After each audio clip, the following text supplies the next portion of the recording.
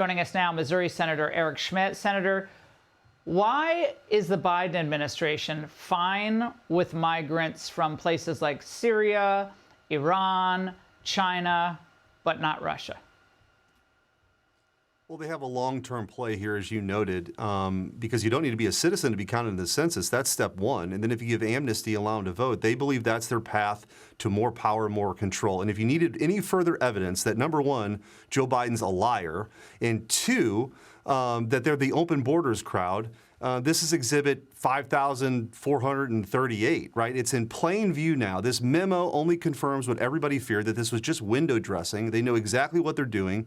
And for, as you mentioned, only 6 countries are noted in the Eastern Hemisphere. That means if you're from China, if you're a spy from China, you can get here for $5,000 to $10,000 and you'll be in the interior of the United States through catch and release. If you're a terrorist from Iran, same deal.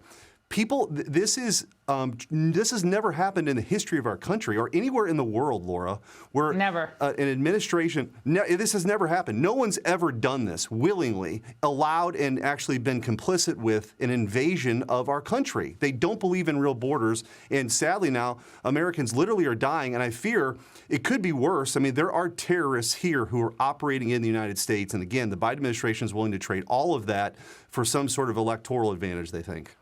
The media seem to not really comprehend. I mean, we saw what happened in Europe on the European elections, the EU elections over the weekend. Populists came in. The globalists, for the most part, are on the run. People are tired of the mass migration. But the media are still clinging to this notion of globalism. They don't understand Americans' feelings on this. Watch. The 62% of Americans favor deporting all undocumented immigrants. So Homeland Security says that President Biden has already deported or repatriated more people in the past year than any year since 2010. Some of what Mr. Trump talks about could be illegal. It doesn't seem practical in some sense to round up children.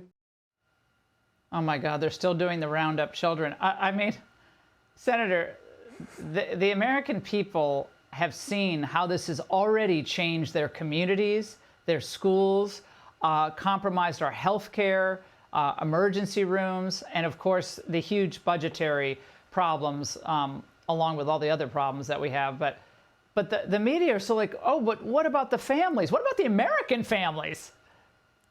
Yeah. Well, get ready for Spaceballs-style ludicrous speed fear-mongering in October. That's what all the Democrats are left with.